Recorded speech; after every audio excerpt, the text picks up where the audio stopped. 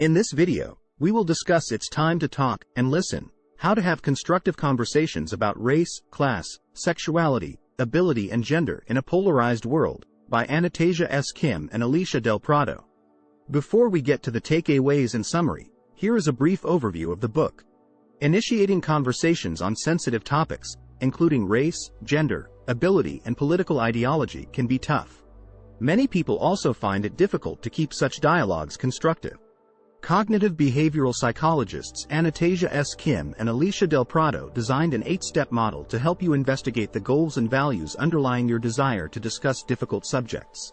Their book will guide you in approaching hard conversations with empathy and with understanding toward those who might hold opposing views. Now let's see some of the main takeaways from this text. The Kim Constructive Conversations model will help you converse meaningfully about polarizing topics. Step 1. Determine your underlying reasons for having difficult conversations and acknowledge emotions that inhibit constructive engagement. Step 2. Understand the obstacles keeping you from reaching your goals. Step 3. Harness your values to overcome barriers. Step 4. Start the conversation by inviting another person into a sincere exchange. Step 5. Explain the reason why you're approaching the other person, share your experience and ask him or her to engage in conversation with you. Step 6.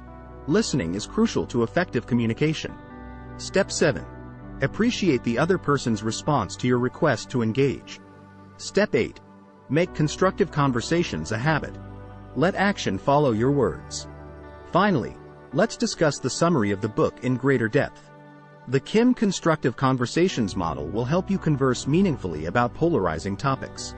When someone says something you find offensive, you may feel a desire to educate that person on gender equality, for instance, or race or other forms of discrimination.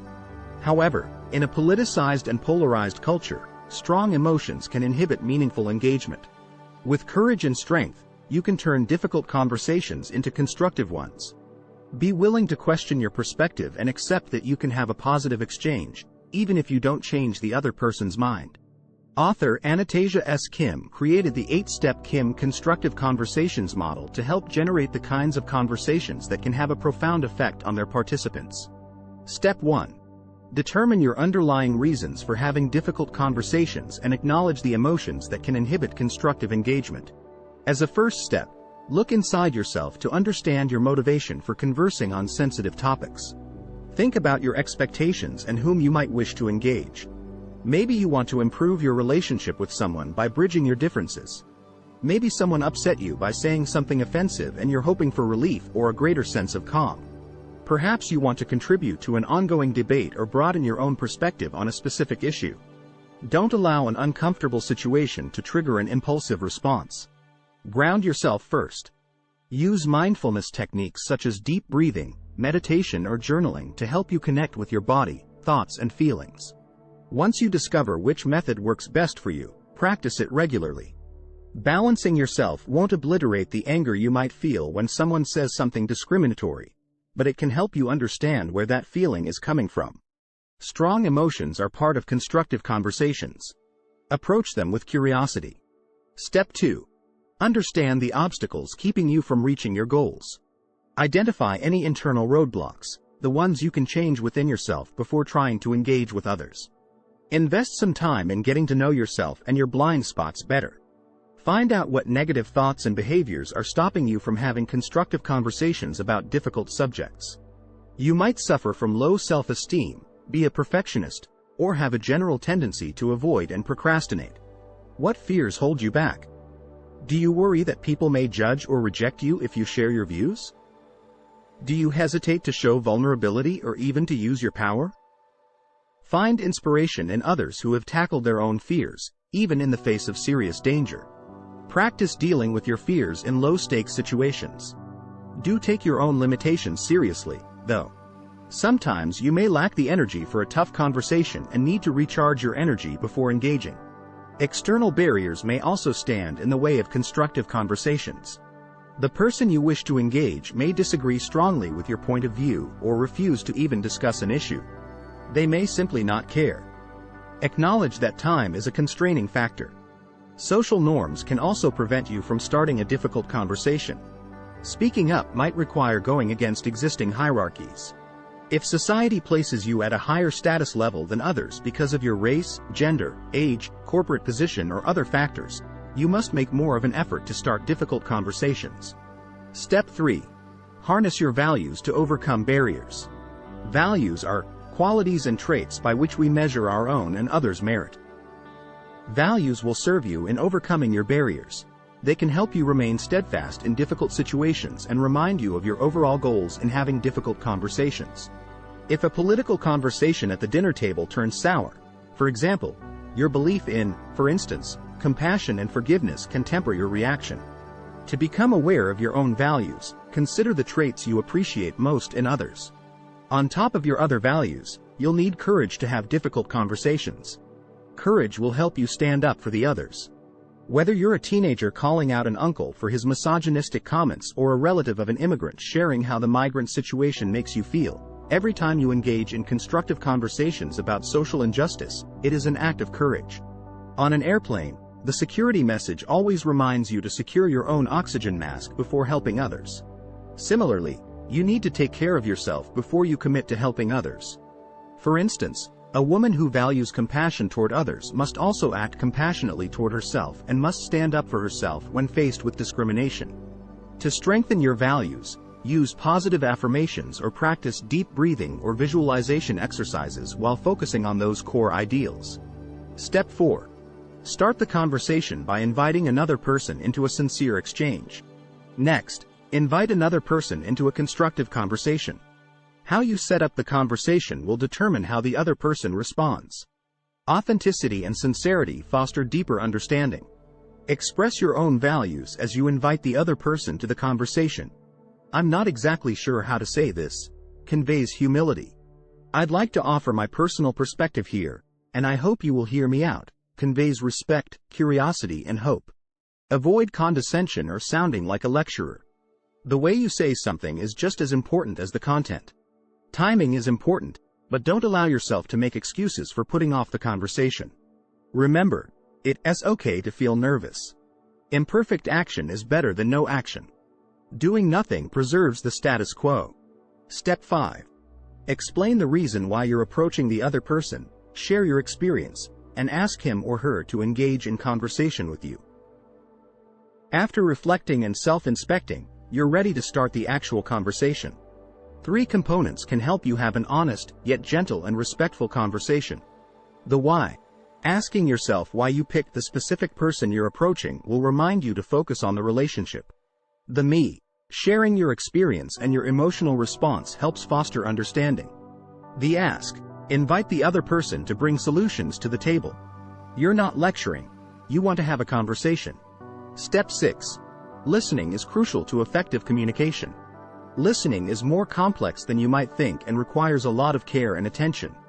People often hear only what they want to hear. To listen effectively, repeat what the other person is saying in your mind without translating his or her words into your own. Focus on what the other person is saying rather than crafting your response as he or she speaks. Listening attentively will help you understand the speaker's intention. Adopt a both and approach by holding on to what you feel while still paying close attention to what others have to say. Do protect yourself if the other person says things that are disrespectful, abusive, or threatening. Step 7.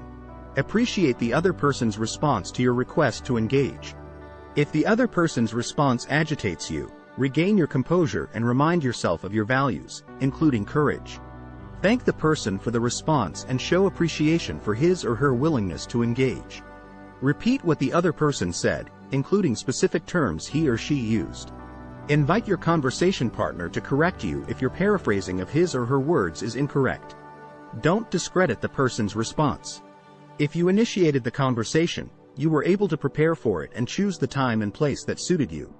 The other person is unprepared. If his or her answer hurt you, share your pain.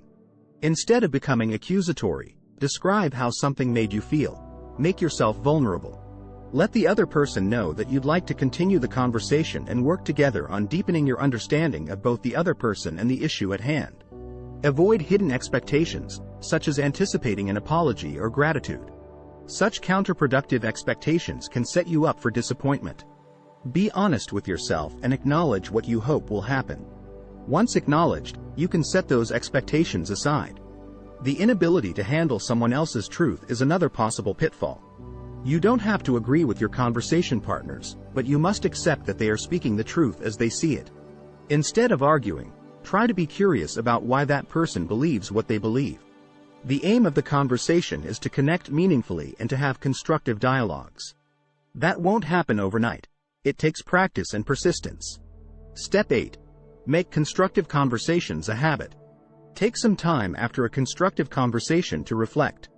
Think about your conversation, learn from it, and find out where and how you can improve.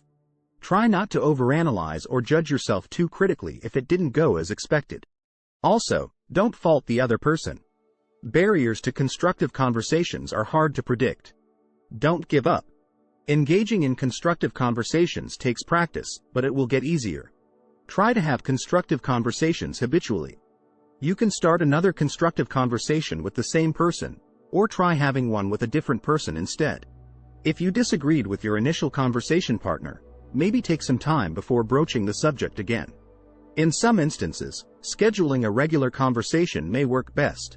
Alternately, you can raise the same issue with another person, taking what you learned from your previous experience and applying it in a new context. For instance, if you disagreed with a colleague about hiring a minority applicant, you could discuss inclusion and diversity with your manager and help bring about change that way. Have a plan for further conversations. What have you learned? What's your overall goal? To whom do you wish to speak? Write down where, when, and how you want to start conversations.